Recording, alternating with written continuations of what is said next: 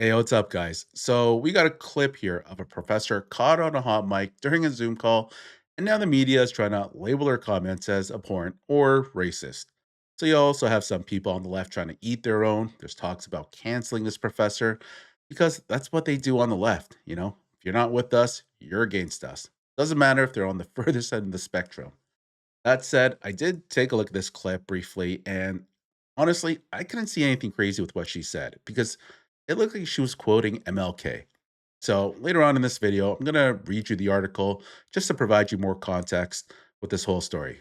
Anyways, so this took place on a Zoom call. You have students and professors on the Zoom call because they're talking about a school closure in NYC. Anyways, let's get into the video. Students on Friday.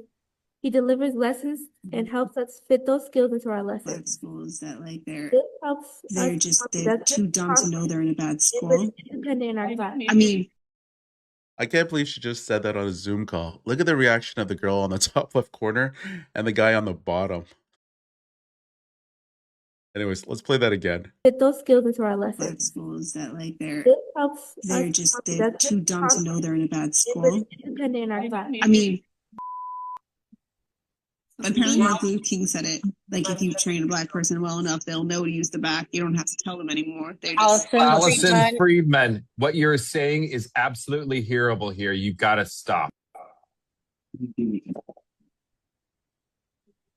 Okay, so this silence has got to be so awkward.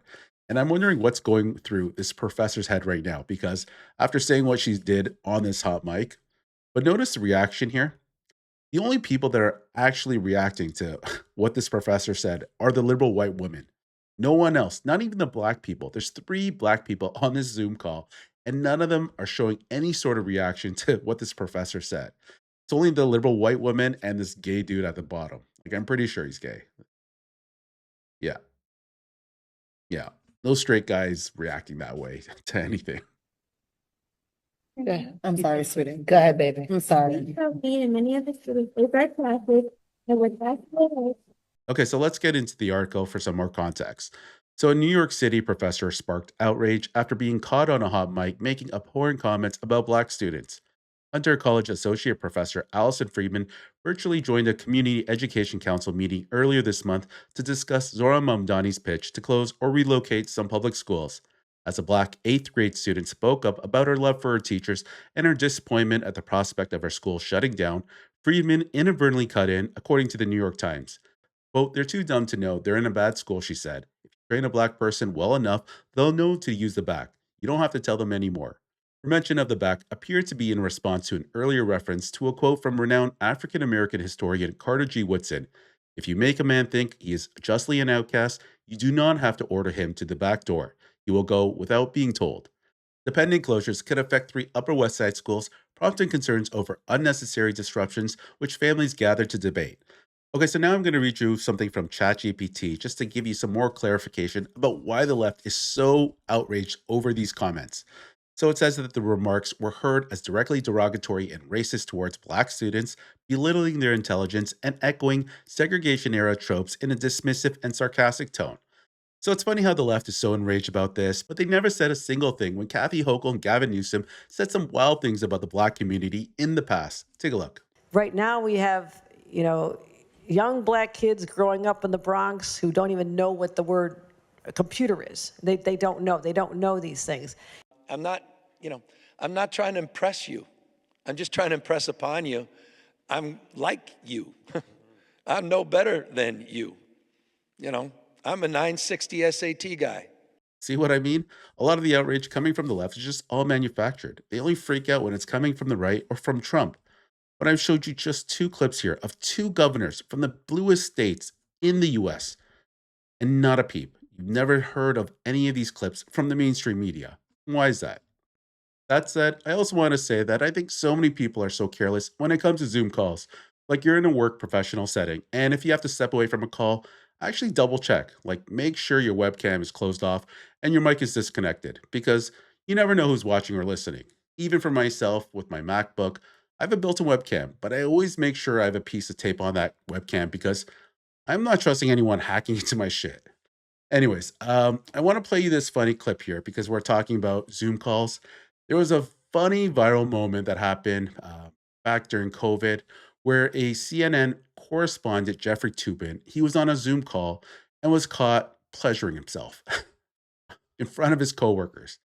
So basically, he ended up getting fired from CNN, and then I think he got rehired, but he had to go through this humiliation ritual with this woman here on on the screen, where she basically brings up the entire event, and it's just so awkward, and it's actually probably one of the most embarrassing moments on television.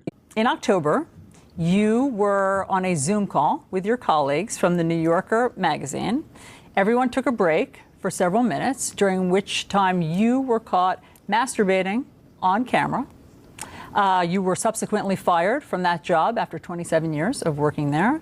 And you, since then, have been on leave from CNN. Do I have all that right? You got it all right, sad to say. Okay, so let's start there. Okay. To quote Jay Leno, what the hell were you thinking? Well, obviously, I wasn't thinking very well or very much, and it was something that was inexplicable to me. I think one point, I wouldn't exactly say in my defense, because nothing is really in my defense.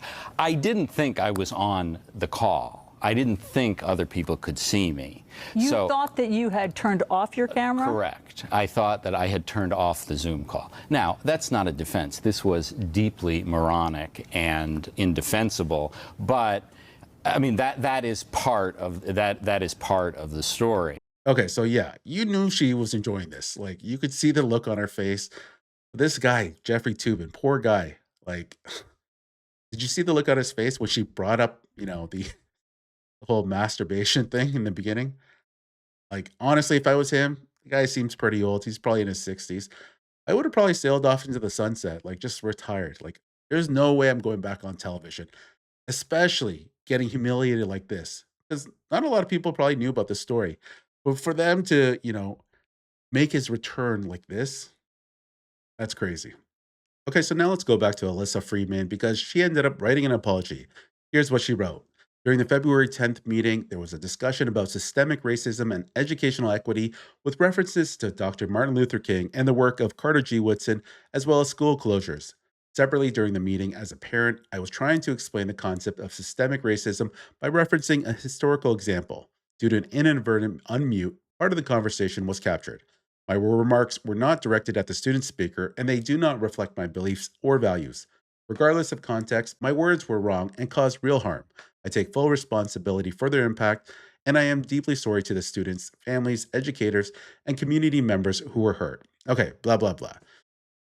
I wouldn't be surprised if this was from ChatGPT. But, anyways, I'm not sure if she's going to be able to survive the cancellation from the woke mob because you know how crazy they are. Like, as soon as they, get into something like this, especially when you're targeting, a certain community, they're pretty relentless.